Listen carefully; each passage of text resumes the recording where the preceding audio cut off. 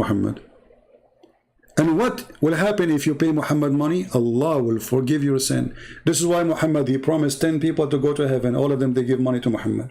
Starting from the most rich person in Quraysh, Uthman. He promised him heaven. And later the Muslims, they cut his head. They took the hair of his beard one by one. And they made his head a polyball. And then they refused to bury him with the Muslims. And each time they bury him, they take him from the grave and they drag him in the ground. And then a bunch of Muslims, they took him in secret and they buried him between the Jews so nobody will find him. It's your religion who believe if you pay Muhammad, your sin is erased. With the Christianity, no. Jesus said, not everyone says to me, Lord, Lord, will enter the kingdom of my Father, but the one who do his will. Not everyone says to me, God, God. You say you make donation, you do, that doesn't make you good for him. Because no man is good anyway. The good of you is filth. This is what the Bible says. The best good you have is filth compared to God. So, when a Muslim, he made a post, in fact, he is describing his own religion to the point even as a prophet, he refused to meet people unless they pay him first.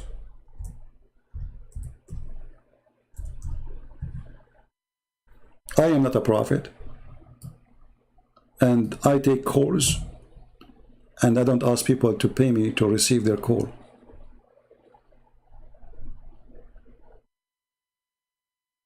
Is that a religion?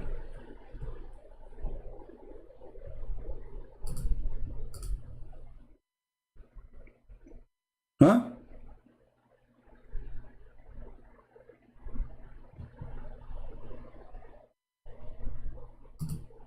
You cannot meet the Prophet unless you pay him. If you remember, there's a chapter, it's called the Abasa wa Tawalla.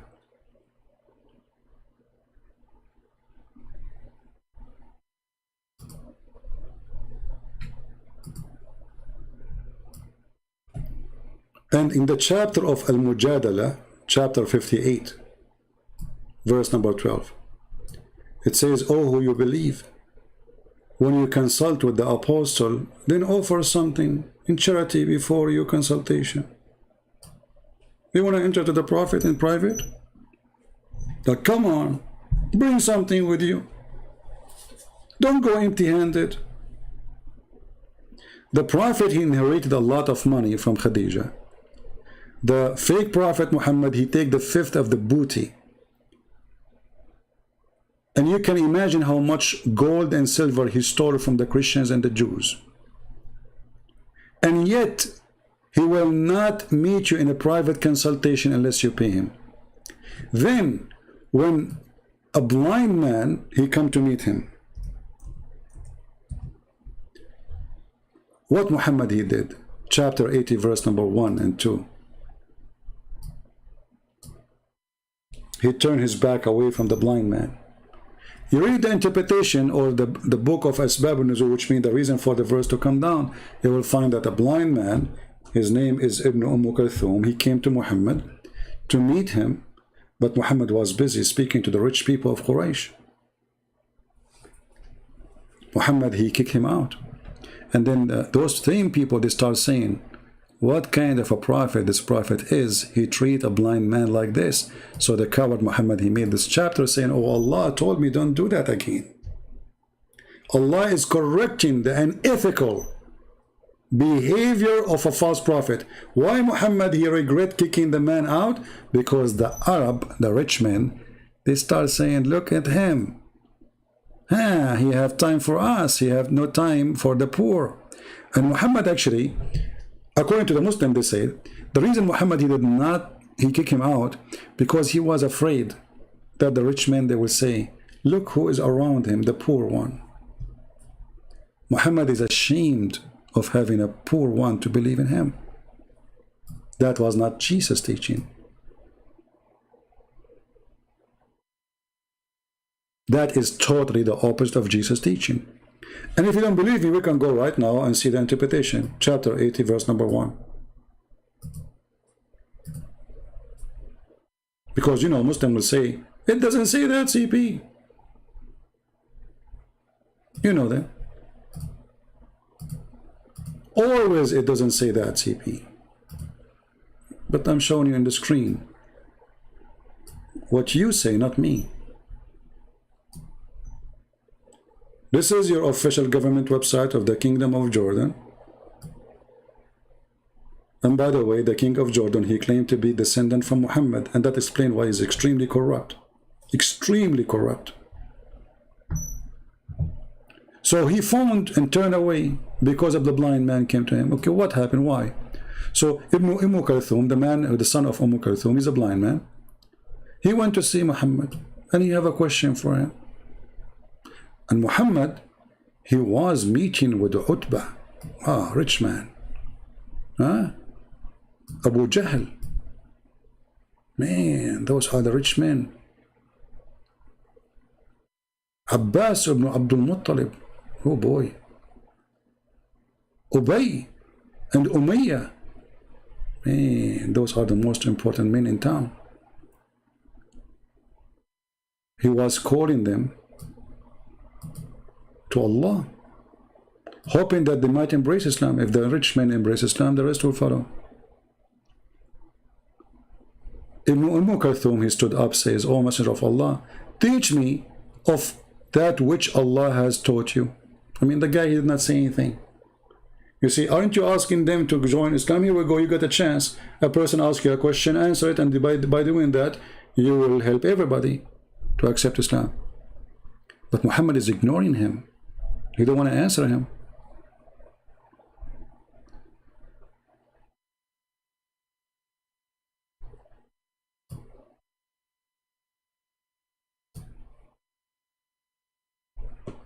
Why he is not answering? Read carefully. The Prophet, he said to himself, these chiefs will say his followers consist of only the blind, lowly people and slaves. Do you see it? Muhammad, he washed his hands from the poor people around him. He believed associating himself with the lowly, he called them lowly people. Blind man, black man, slave man, lowly. This is not my words. This is your words. And the one who said that to himself, Muhammad himself. So Muhammad was afraid that if he spoke to this man, those people, they will look down at him.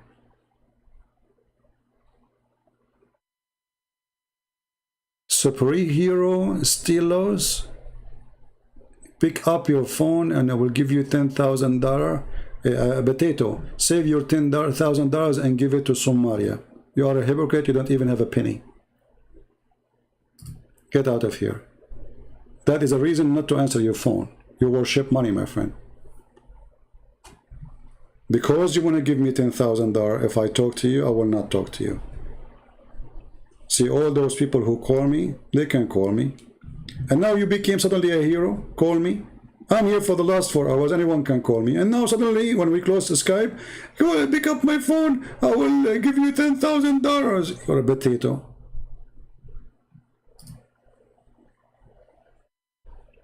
When we stay live on air for 4 hours saying who wanna call me, you don't call. When we say we close the Skype and we are done for today, suddenly give you $10,000. As if I care for your 10. Go and feed the hungry Muslims around the world who they are crossing all the way to Europe, facing death in the ocean just to cross.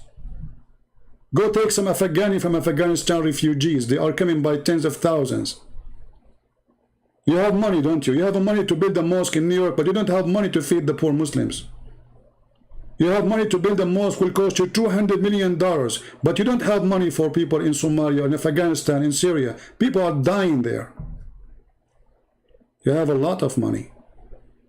Take your money and save them for a prostitution trip you do to Thailand. Everybody go to the beach. You go to the prostitute. This is why the Lord, he says, from their fruits you shall know them. Everyone, by the way, he goes where he belongs. There's people, they go to a country to see a museum, to see art, to see nature, or maybe to enjoy food. And there's people, they worship sex. That is Muhammad.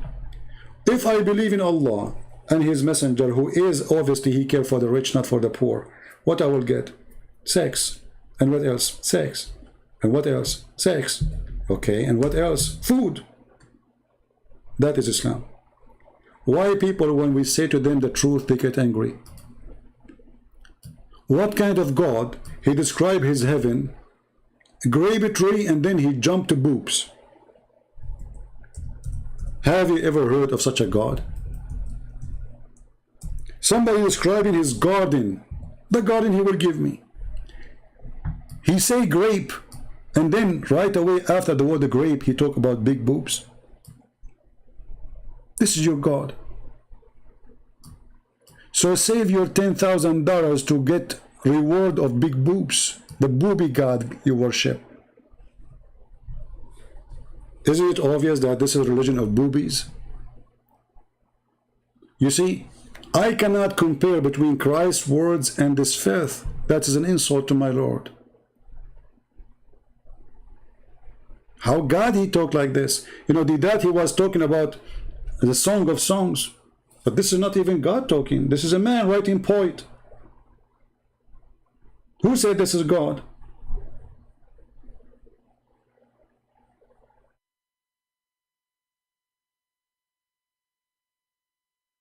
And it's not even about sex. And it's not even about women. Here, this is literally about women. Have you ever heard of a God, he described even what is inside the vagina? The vagina is waiting for me.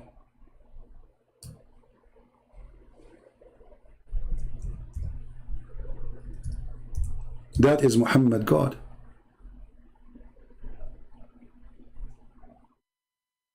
This is religion.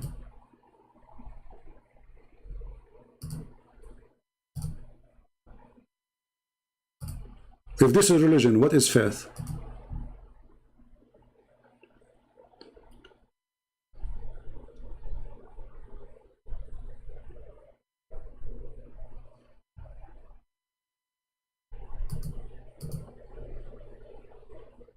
Any Muslim?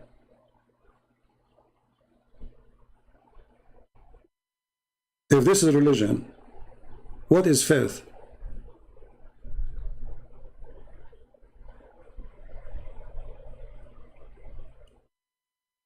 This God is preparing for us women who their vagina is brand new. What do you want more?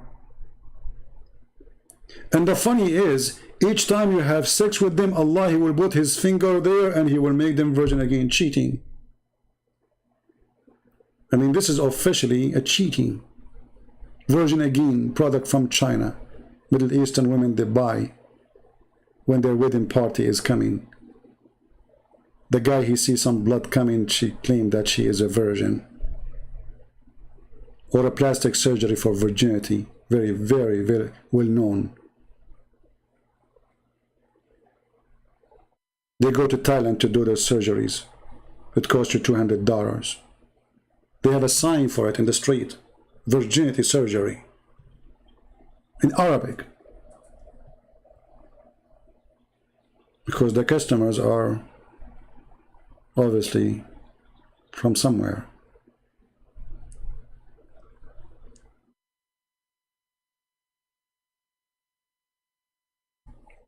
What is this? And those women, their vagina never been touched, never been boom boom, not even by genie. Genie?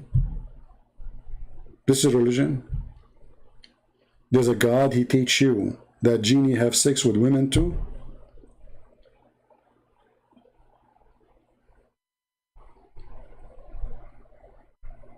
Genie in the ball? If you see a woman, she have a ball with her, be aware she might have her boyfriend, he's a genie. Genie in the ball. She take him with her on a trip to do boom boom. But who's with you in the ball? Genie. What his name? Genie in the ball. And the funny, Mr. Jihad, he said to us, the Shia, they have a lot of fairy tale stories. We found that Buddha, Adam was Buddha.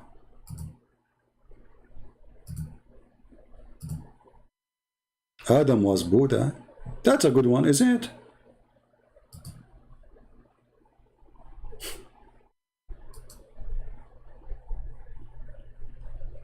Adam, he landed down in a mountain called Buddha. Why?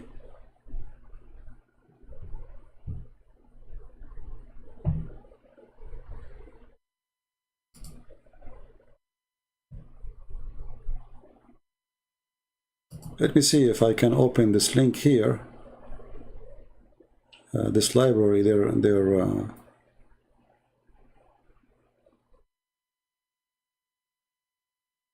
website is not really that good.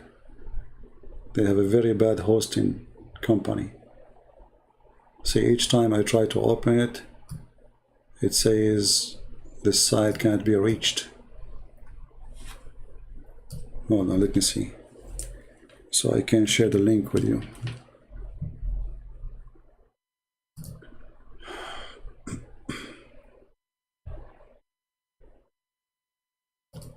And you know, the funny thing is, each time I say something to Muslims, they say, we never heard this before. That's why I'm here. You never heard this before. This is exactly why I'm here.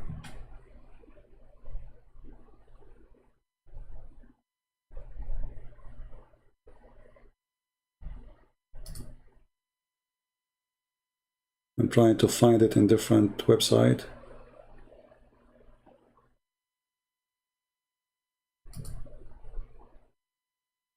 Okay.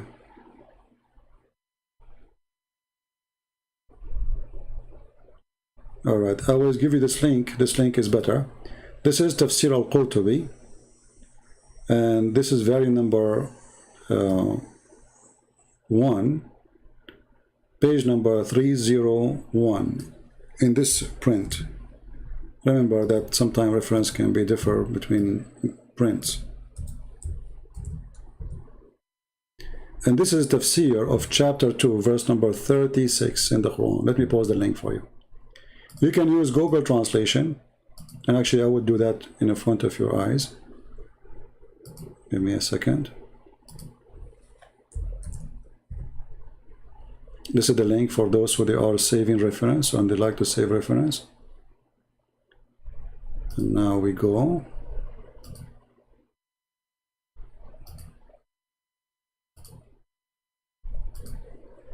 Let me close some pages. All right. So here, this is an Islamic website. As you see, we are not using a Christian website. This is the interpretation for chapter 2, verse number 36 in the book of Al-Qurtubi. Al-Qurtubi is one of the famous imams for Muslims. Imams mean a scholar. This is in Arabic, and we don't have it in English. However, we are going to use Google Translation. Simply you open it with Google browser. You click at Translate to English. Excuse me, I'm losing my voice. So volume number 1, page number 301, and